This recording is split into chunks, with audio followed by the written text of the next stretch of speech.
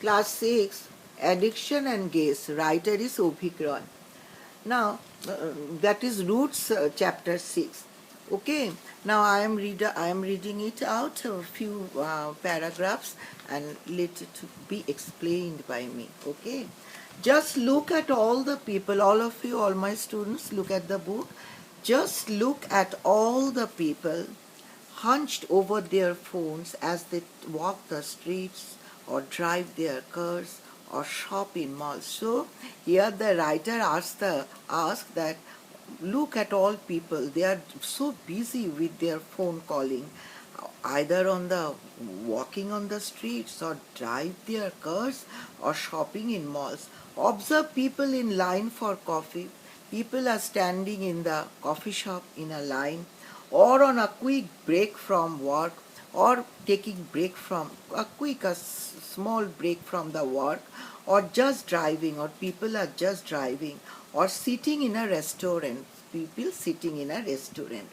Visit an airport and you notice a sea of crane snakes and dead eyes all staring at the screen on their smartphone. So here, then the writer asked all of us that go to the airport and have a look at the passengers, at the visitors. They are all looking at the telephone, at the phone. Clearly, we have long passed the days of looking up and ground at our world to constantly looking down. I wonder what would have happened if the Russian scientist Ivan Pavlov were alive today and performed his experiment with humans and smartphones. This time, instead of using the dogs which salivated every time the bill that they associated with food rang. So the writer said that it is a great surprise to the Russian scientist if he observed this day that people are so busy with the smartphones. Every time we would hear the sound of the ding, ping or buzz from our smartphone. All the time sound is coming out, ding, buzz, like this from the smartphone. I am sure many of us would be itching to grab our phones. Here the writer said that he is sure many of the readers, they are very busy with their smartphone. Let's also not forget that every single minute on the planet, YouTube users upload more than 400 hours of video, and also not only the smartphones phone calling, but also with the YouTube. The YouTube users upload more than 400 hours of video. Each day there are literally billions of Facebook feeds. People are busy in WhatsApp and in Facebook, Instagram posts and blogs. They are all busy with these activities. Adam Alter, author of the best-selling book Irresistible, the name of the book is Irresistible, informs us that most people devote between 1 and 4 hours on their phones daily and others far longer across the globe. So the author of the best-selling book, name of the book is Irresistible. The author Adam Alter informs that most people devote between 1 and 4 hours on their phone call every day. These people also spend an average of a quarter of their working lives on their phones. This type of the people, they are spending average of their life on phone calls, which is more time than any other daily activity they engage in except sleeping. For Alter, most people have spent a staggering 11 hours on their smartphones over an average lifetime. That is, according to the writer Adam Alter, most people have spent a staggering 11 hours on their smartphones over on average lifetime. This dependence on our phone is so prevalent that researchers have now coined the term nomophobia, that is, no phobia over phones or being without a mobile phone. Now the researchers say that it will be healthy for people without the mobile phone. In a recently published highly popular co-ed piece on the New York Times, "Do Not Disturb: How I Ditched My Phone and Unbroke My Brain," the author Kevin Rose confessed to his own addiction with his smartphone. That is in a recently published article in the New York Times. That is, the writer said that how he is very much addicted with his smartphone. He writes, "I have been a heavy phone user for my entire adult life."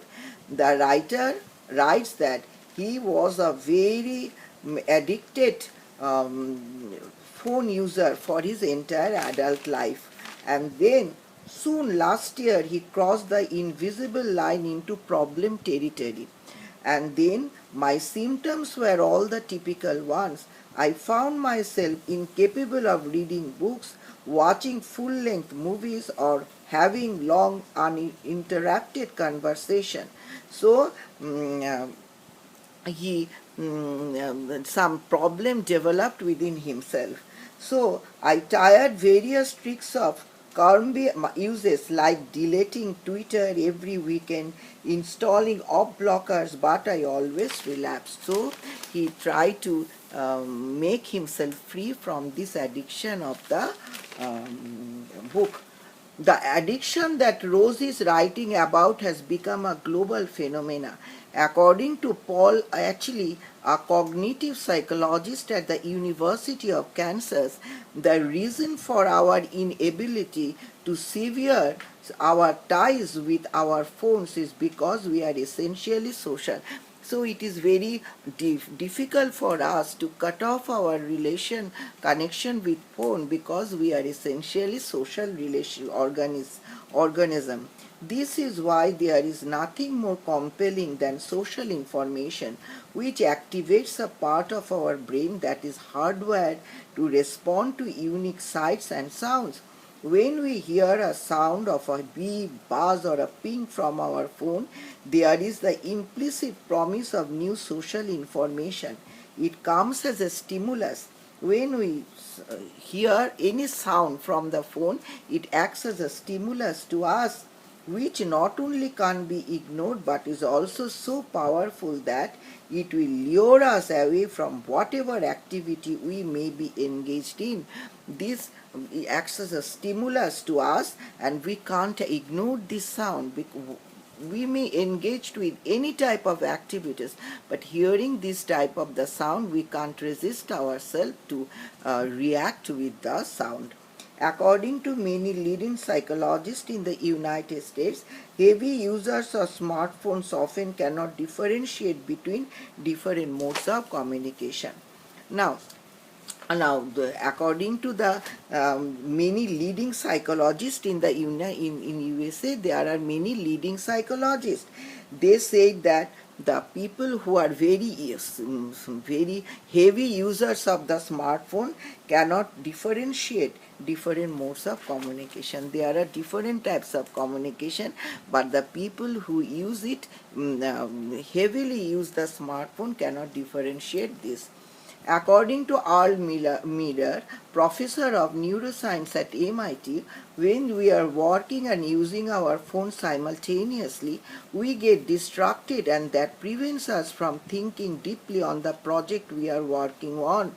Now, a professor of MIT, Earl Miller, a MIT professor, he was working on and using our phone simultaneously. That is, when we are working and we are using our phone. The use of phone distracted our concentration very much. Although we may think that we will able to check a text or email very quickly and get back to whatever we are doing, we really can't. If we think that, okay, respond this email and then we will concentrate again in our work, it's not possible.